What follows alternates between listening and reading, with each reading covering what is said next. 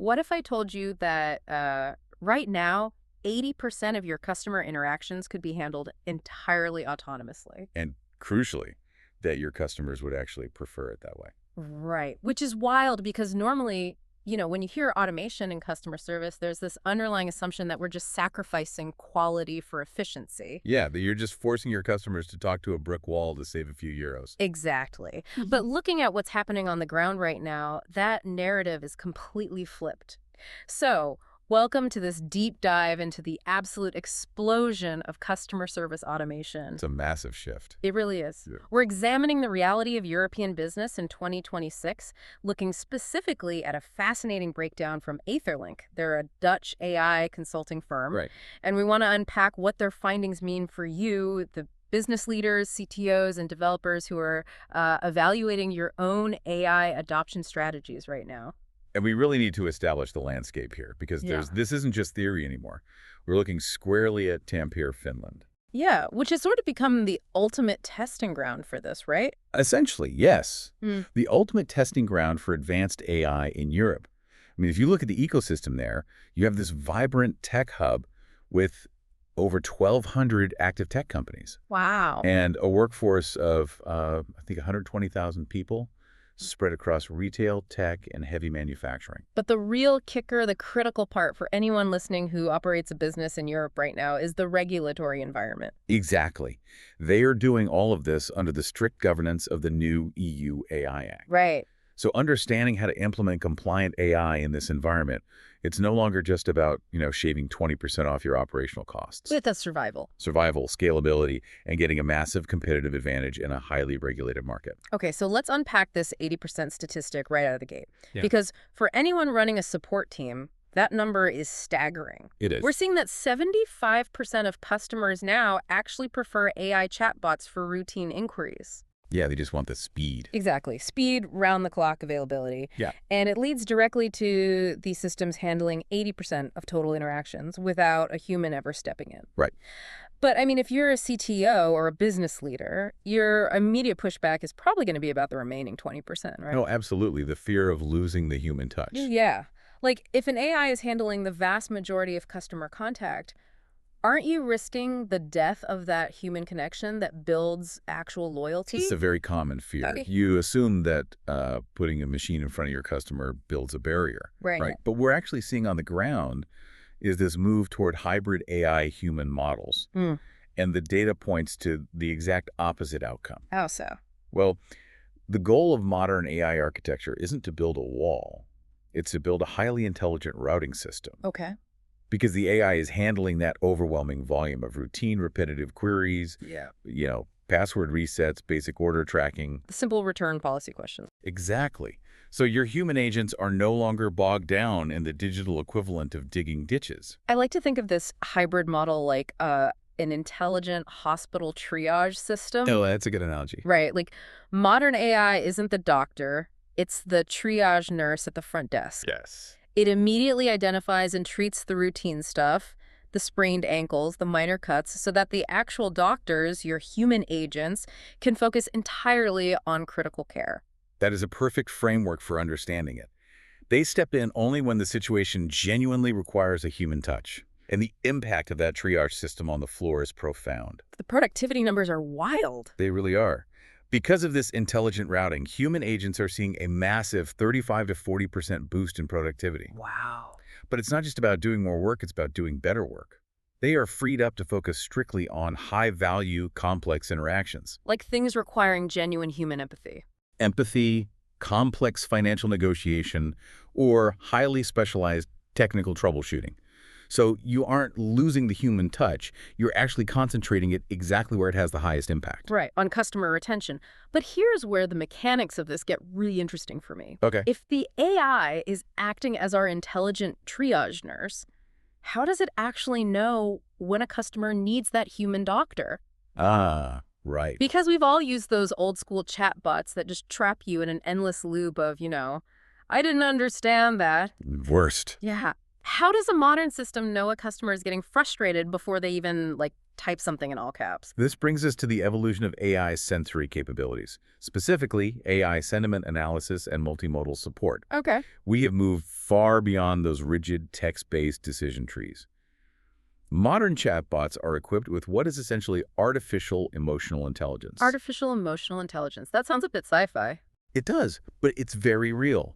They perform real-time sentiment analysis, actively detecting customer frustration, satisfaction, or confusion within seconds. But what's the actual mechanism that... Wait, is it just looking for angry keywords like cancel or manager? No, it's much deeper than that. It is analyzing the metadata of the interaction, Metadata, like what? like interaction speed. Yeah. If your baseline typing speed suddenly doubles and you're hitting the backspace key aggressively, Oh, wow. the model flags a behavioral anomaly. It recognizes a spike in frustration before you even hit send. That is incredible. It's also looking at linguistic shifts.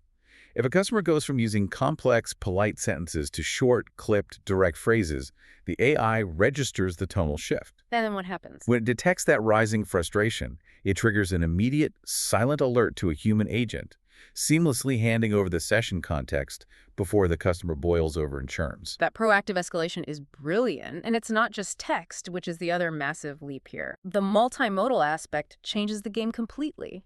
Let me bring this to life with a practical example tailored to Tampere's massive manufacturing sector. Sure. Imagine a customer received a heavy machine part on a job site, and something just isn't fitting right. A few years ago, they'd have to call support and try to verbally describe a highly technical component they barely understand. Which is incredibly frustrating for everyone involved. Exactly. But now, the customer just snaps a photo of the broken part on their phone and uploads it to the chat. And the back-end process there is fascinating for any developer listening. Break it down for us. Well, the visual AI model processes that image, calculates dimensions, and runs a semantic search through a RAG pipeline. And just to clarify for everyone, RAG stands for Retrieval Augmented Generation, right? Basically cross-referencing against a specific database. Precisely. In milliseconds, it cross-references that image against a 10,000-page PDF of technical schematics to identify the exact serial number of the component. It's just magic. And then a voice-enabled tech talks the customer through the troubleshooting steps in real time. The customer is looking at the part, and the AI is speaking to them, guiding their hands. And we should note that voice interaction is becoming a dominant modality, particularly because Finnish consumers show a massive preference for it. Yeah, that multimodal flexibility, seamlessly transitioning between text, visual recognition, and voice, dramatically accelerates issue resolution. Because you eliminate the friction of translation. Exactly. Between the customer's problem and the company's technical jargon.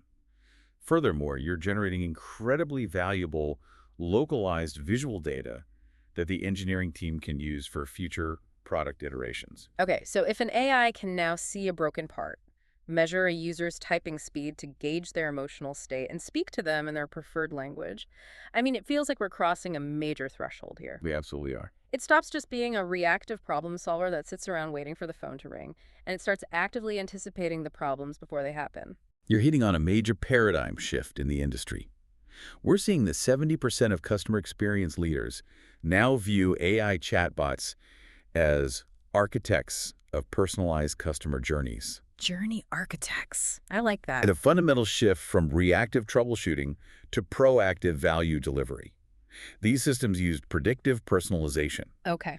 They're continuously learning from a user's interaction patterns, their browsing behavior across the site, their past purchase history, and even their micro-interactions with the interface. I see where this is going, but mapping a journey assumes a linear path, right? Usually, yes. But customers are chaotic. How does an AI account for someone who browses for a software license on their phone during a commute, abandons the cart, but then calls in 3 days later from a different device entirely? It comes down to real-time identity resolution.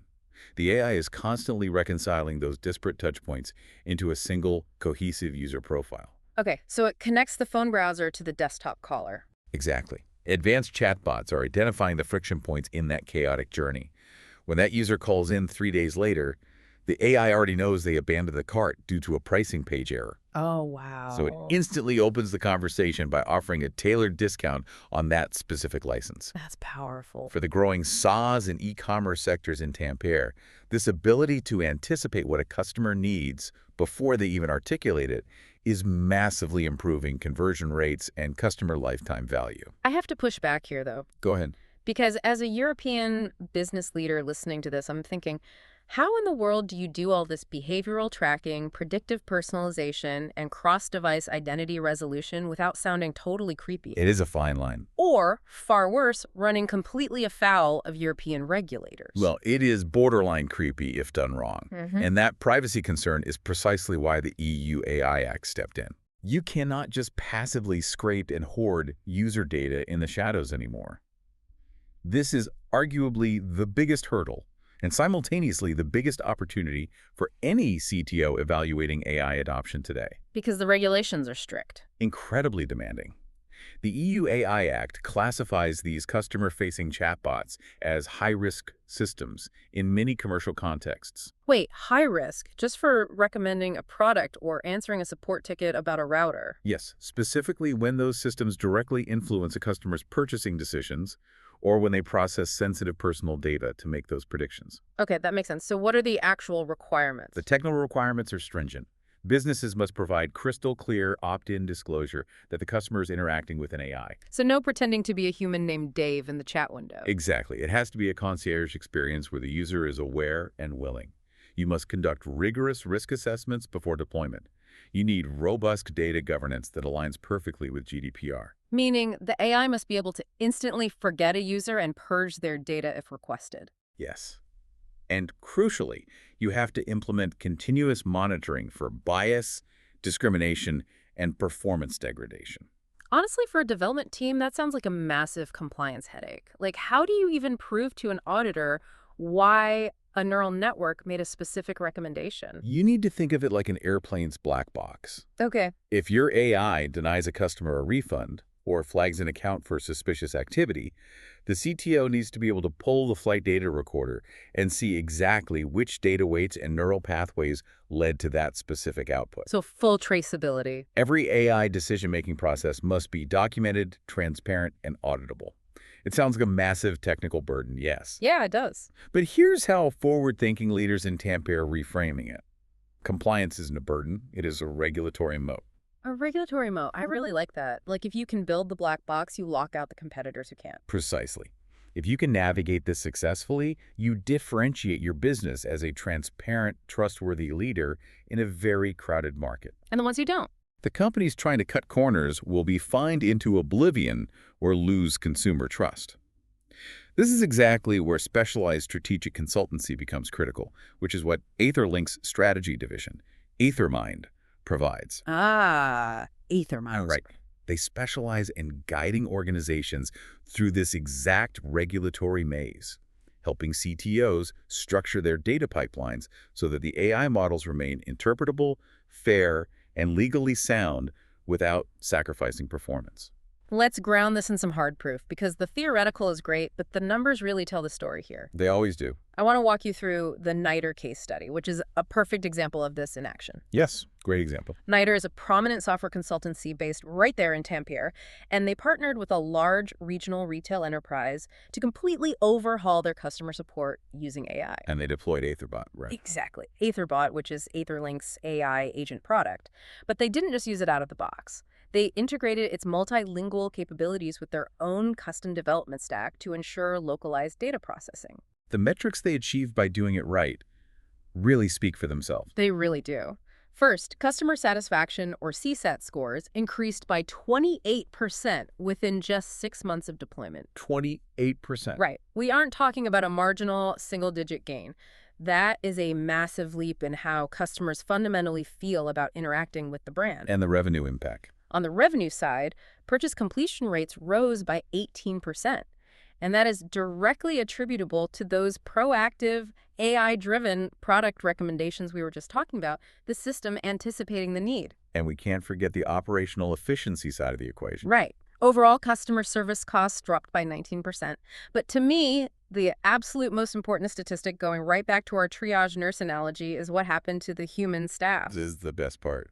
The human support agents closed 42% more complex issues. Incredible. They were so freed up from the routine junk, the password resets and shipping queries, that their actual high-level output skyrocketed by 42%. And they did all of this while achieving full EU AI Act compliance through that transparent decision logging and regular fairness audits we discussed. Exactly. What's truly fascinating here is that the NITRE case study proves the underlying thesis. Effective AI customer service automation isn't just a cost-cutting exercise. No, if treated merely as a way to reduce headcount, it fails. Right. But when implemented correctly, it fundamentally reshapes the dynamic between the business and the consumer, driving both revenue and fierce loyalty, all while operating safely within strict legal boundaries. So what does this all actually mean for you, the listener? Yeah, if you're a CTO, a developer, or a business leader evaluating this for your own operations, how do you actually get from your current legacy systems today to those kinds of lighter level results by 2027? You need a structured approach. And the roadmap is generally defined in 3 phases: assess, pilot, and scale. Okay, assess, pilot, scale. The absolute biggest mistake organizations make is attempting an enterprise-wide rollout from day one. They try to automate everything at once, and it is too risky, both operationally and from a compliance standpoint. Right, you can't just flip a switch, dump your company wiki into an LLM, and expect the AI to instantly understand the nuances of your entire business model without hallucinating. Exactly. You start with the assessment phase. Hmm. You need to look hard at your data, evaluate your current ticket resolution times. Figure out what's actually eating up time. Right. Identify those high-volume, highly routine intents that are prime candidates for automation. You also need to assess your API readiness. Can your legacy CRM even talk to a modern AI agent? Good question. Understand the specific regulatory requirements for your exact industry vertical. Then, and only then, you move to the pilot phase. And what does a bad pilot look like? Because I imagine people get this wrong all the time. Oh, constantly. A bad pilot is trying to automate complex billing disputes or highly emotional complaint resolution first. That sounds like a disaster. It is. A good pilot is launching a targeted program for very specific low-stakes use cases like basic order tracking or return policy queries. Start small. This lets you refine the RD system, gather feedback from your staff and your customers, and crucially, prove the return on investment to your board before you commit to major funding. And once you prove that ROI on the simple stuff, Then you scale. But scaling introduces entirely new technical friction. I bet. You need robust compliance infrastructure and continuous monitoring to ensure the model doesn't drift or develop biases as the data volume explodes. You can't just set it and forget it. Exactly. Yeah. You need development partners who understand how to grow these systems legally.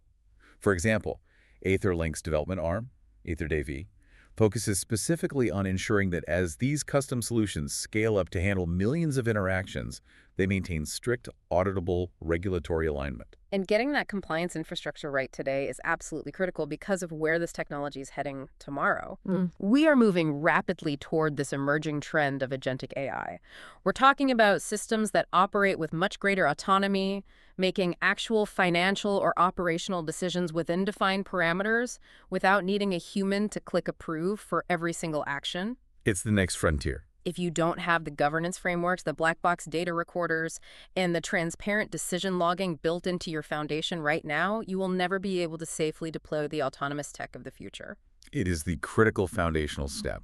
The technology will only become more autonomous and more deeply integrated into industry-specific verticals like healthcare, finance, and logistics. Right. The architectural groundwork and the regulatory compliance you lay down today dictate your ability to scale tomorrow. Well, as we wrap up this deep dive, I want to distill everything down for the audience. We've covered a massive amount of ground, from the tech ecosystem in Tampeer to the intricacies of the EU AI Act and multimodal sentiment analysis. A lot of ground. What is your absolute #1 takeaway for the business leaders and developers listening right now? My top takeaway is that you need a fundamental shift in perspective regarding regulation. Okay.